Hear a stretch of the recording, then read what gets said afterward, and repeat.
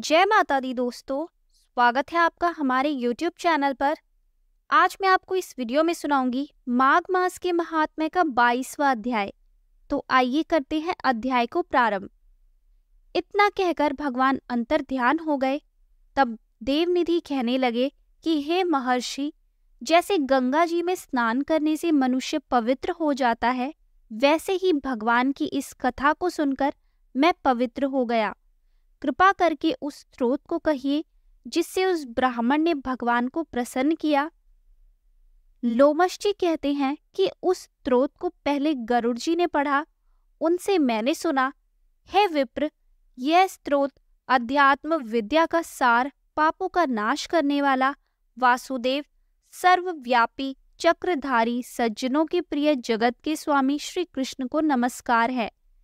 जब स्तुति करने वाला जिसकी स्तुति की जाए तथा सभी जगत विष्णुमय है, तो किसकी स्तुति की जाए?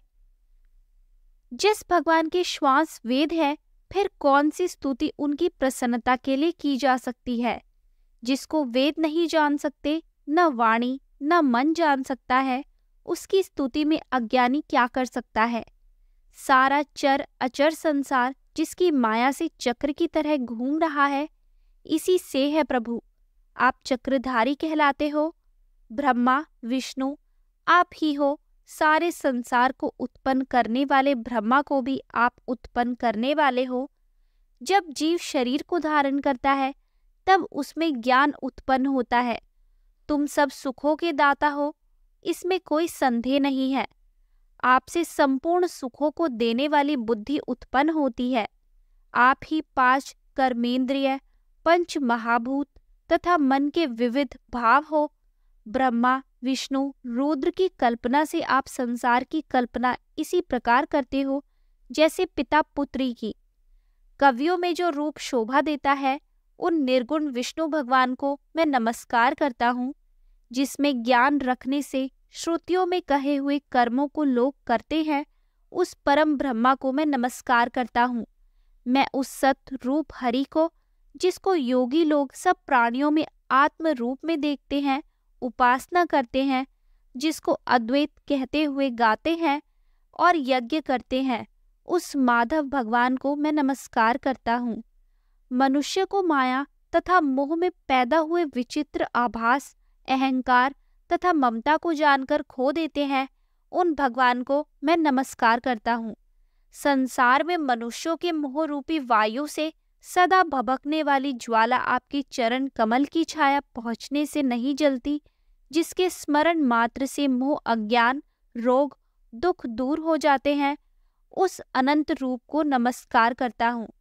जिसमें मिल जाने पर किसी दूसरे की इच्छा नहीं रहती, जिसको जानकर अद्वैतवादी आत्मा को देखते हैं।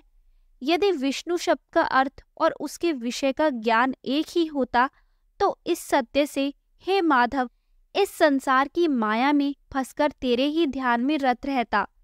यदि वेदांत दर्शन में भगवान सारे संसार में व्याप्त है, तो इसी सत्य से भगवान में भरी निर्विघ्न भक्ति हो, जो बीज नहीं है तो भी बिना बीज के स्वयं विद्यमान है, सो वह विष्णु भगवान रूपी रंग से हमारे बीच के टुकड़े टुकड़े को, जो सृष्टि स्थिति तथा लय के लिए ब्रह्मा विष्णु महेश 3 रूप धारण करते हैं और कार्य में सत रज और तम, इन तीनों गुणों में विद्यमान है, वह भगवान मुझ पर प्रसन्न हो। जो प्राणियों के हृदय रूपी मंदिर में निर्मल देव वास करते हैं, वह भगवान मुझ पर प्रसन्न हो। जो अविद्यापूर्ण संसार का त्याग करता है, जगन्मय आप हो, आपका बनाया हुआ विश्व आनंद करता है, आपके त्याग करने पर अपवित्र हो जाता है, उसका साथ करने पर भी तुम बिना साथ के बने रहते हो। विकार रहित, जिनके 4 वक्त पंचभूत योग से पैदा हुआ चैतन्य मानते हुए उपासना करते हैं, जैन लोग आपको शरीर का परिणाम मानते हैं और सांख्यवादी तुम्ही को प्रकृति से परे पुरुष मानकर ध्यान करते हैं।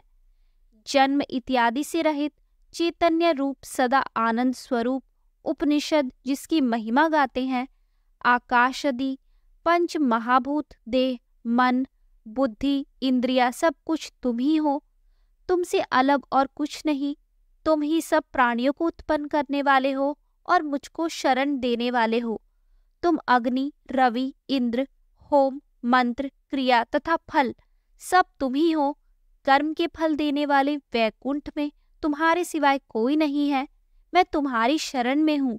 सब प्राणियों के हेतु तथा उनको शरण देने वाले तुम ही हो। जैसे युवा पुरुष की युवती में और युवती की युवा में प्रीति होती है, वैसे मेरी प्रीति तुम में हो। जो पापी भी आपको प्रणाम करता है, उसको यमदूत ऐसे नहीं देखते हैं जैसे उल्लू सूर्य को। प्रत्येक पाप मनुष्य को उस समय तक ही सुख देते हैं जब तक वह आपके चरण कमलों का सहारा नहीं लेता। जिसको गुण, जाति तथा धर्म को स्पर्श नहीं कर सकते तथा गतियां भी स्पर्श नहीं करती, जो इंद्रियों के वशीभूत नहीं है, जिनका बड़े बड़े मुनि लोग साक्षात नहीं कर सकते, उन भगवान को मैं नमस्कार करता हूँ। जितने ज्ञान रूपी सुंदर गुण, जिन्होंने सुख स्वरूप मोक्ष रूपी लक्ष्मी का आलिंगन किया, जिन्होंने आत्म स्वरूप सुख भोगा है और जिन्होंने ध्यान रूप से मृत्यु को वश में कर लिया है, ऐसे मुनियों से सेवित भगवान को मैं नमस्कार करता हूँ। जो जन्मादि से अलग है, जिनको काम, क्रोध आदि दोष दुख नहीं देते, उन वासुदेव भगवान को मैं नमस्कार करता हूँ। जिनके ज्ञान की गति से अविद्या रूपी मल शुद्ध हो जाता है, जिनके ज्ञान रूपी शस्त्र से संसार रूपी शत्रु का नाश हो जाता है, उन दुखों के नाश करने वाले को मैं नमस्कार करता हूँ।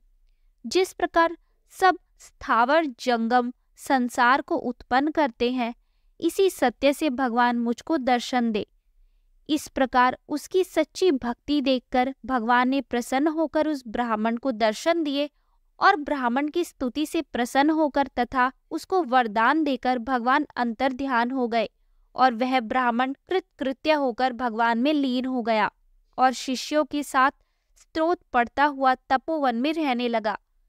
जो कोई स्तोत्र को पढ़ता अथवा सुनता है, उसकी बुद्धि पाप में नहीं लगती और न ही बुरा फल देखता है। इसके कीर्तन से मनुष्यों की बुद्धि, मन तथा इंद्रियां स्वस्थ रहती है। जो भक्ति पूर्वक इसके अर्थ को विचार कर इसका जप करता है, वह वैष्णव पद को प्राप्त होता है। इसके सदैव पढ़ने से मनवांछित कार्य सिद्ध हो जाते हैं। मनुष्य सुपुत्र पाता है तथा धन, पराक्रम और चिरायु प्राप्त करता है। इसके पाठ से बुद्धि, धन, यश, कीर्ति, ज्ञान तथा धर्म बढ़ते हैं। दुष्ट ग्रहों की शांति होती है। यह व्याधियों व अनिष्टों को दूर करता है, दुर्गति से तारता है। इसके पढ़ने से सिंह, व्याघ्र, चोर, भूत, देव, पिशाच और राक्षस का भय नहीं रहता। जो भगवान का पूजन करके इस स्तोत्र को पढ़ता है, वह पापों से ऐसे ही अलग रहता है जैसे जल पंख से कमल। जो इस स्तोत्र को 1 काल, 2 काल या 3 काल पढ़ता है, वह अक्षय फल प्राप्त करता है। जो मनुष्य प्रातःकाल इस स्तोत्र का पाठ करता है, वह इस लोक और परलोक में अक्षय सुख पाता है। वेददूती का बनाया हुआ यह स्तोत्र भगवान को अत्यंत प्रिय है और भगवान का दर्शन कराने वाला है। योग सागर नाम का यह स्तोत्र परम पवित्र है। जो कोई भक्ति पूर्वक इसको पढ़ता है, वह विष्णु लोक को जाता है। तो दोस्तों, यहाँ होता है माघ मास के महात्म्य का 22वां अध्याय समाप्त। आगे के और अध्याय सुनने के लिए हमारे चैनल को सब्सक्राइब करें और शेयर करना ना भूलें।